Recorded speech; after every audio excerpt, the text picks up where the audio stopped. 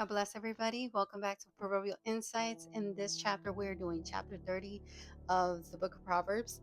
And this chapter is so rich and so full of wisdom and beautiful information that I think that we could go right through the whole chapter.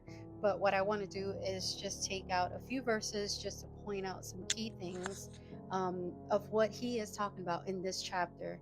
Um, and one of the things that he does in chapter 2, it says, "Surely I am more brutish and stupid than any man, and I do not have the understanding of a man." It says, "For I do not know what I do not know." And this is the Amplified Bible, just in case you're wondering what she's reading. Okay. Then verse 3, it says, "I have not learned skillful and godly wisdom, nor do I have knowledge of the Holy One, who is the source of wisdom." And here he's talking about the fact that what kind of wisdom that he's referring to is godly and skillful wisdom, which is completely different from worldly wisdom, from human wisdom. It's completely different. Okay. And he's recognizing his state of who he is as a man before God. He's like, "I am no one. I have attained nothing, before your majesty, before your grandeur." Is him remembering, recognizing who he is before God. Okay. Then we're going to go to verse 4. And it says in verse 4, it's all the questions of the wonders that a lot of people still to this day will ask themselves, right? It says, "Who has ascended into heaven and descended? Who has gathered the wind in his fist? Who has bound the waters in his garment? Who has established all the ends of the earth? What is his name and what is his son's name? Certainly you know."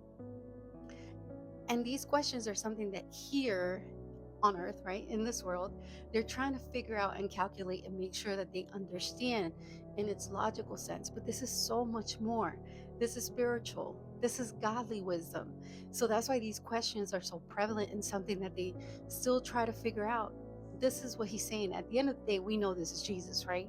But these are the questions that he's pointing out because he is showing us like how little he knows.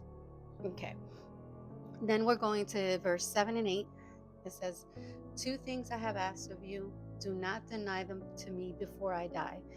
And it says, "To keep deception and lies far from me, and it says, give me neither poverty nor riches."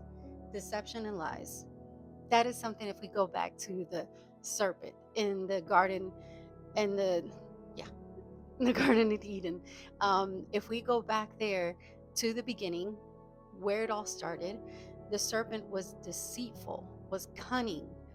And when he told the lies, he didn't just blunt out say something really like mean or straightforward, that it was out of malice.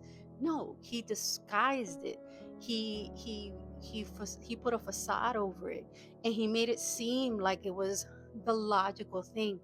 He made it beautiful. He didn't make it like out of, like, with obvious malice in what he was saying. Because at the end of the day, he said, if you eat from this fruit, you will be like God, knowing good and evil. But humans were already made in the image of God. So do you see what I mean? He was still making it where it was attractive, it was desirable. So those are the deception. That's the kind of deception and lies that he's asking for God to keep from him. Okay. "Give me neither poverty nor riches." It's understanding that God is our sustenance for everything. He doesn't want to forget God, and he doesn't want to forget what God has given him, and know that God is the only one that can provide for him, in his needing, in his lacking, in his having an abundance. He wants to know that who is the one that's giving him all that? It is God. It's not himself. He cannot earn anything for himself.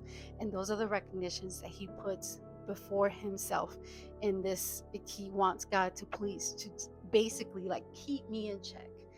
I don't want you to give me too much that I forget you. And I don't want you to give me too little that I'll say who is, that I'll say,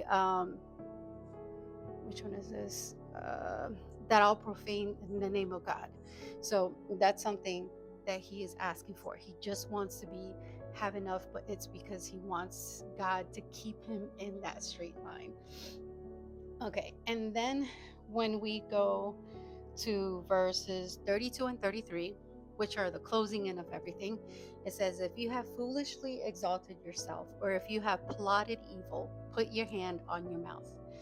Surely the churning of milk produces butter, and wringing the nose produces blood. So the churning of anger produces strife." This is the end of it. If you are carrying yourself with pride and full of deception and full of lies, your end is coming to you. You cannot act as if you are carrying a true word, a true uh, gospel, right? And deceiving people instead of something that you're preaching, but you're not living. That's you being deceitful. It's something that at the end of the day, this is going to cause strife. At the end of the day, what you reap is what you sow, right? At the end of the day, you are the one that is going to have to confront these consequences before God and give an account to all the deceit and all the lies that you have carried through the time that you have said that you are carrying the truth of God. This is, and I don't know why God is taking me towards this direction, but it's just the truth. You cannot deceive the Holy Spirit. And the Holy Spirit is the one that is convicting us, the one that is in us, and the one that is measuring us. We are to be imitators of Christ.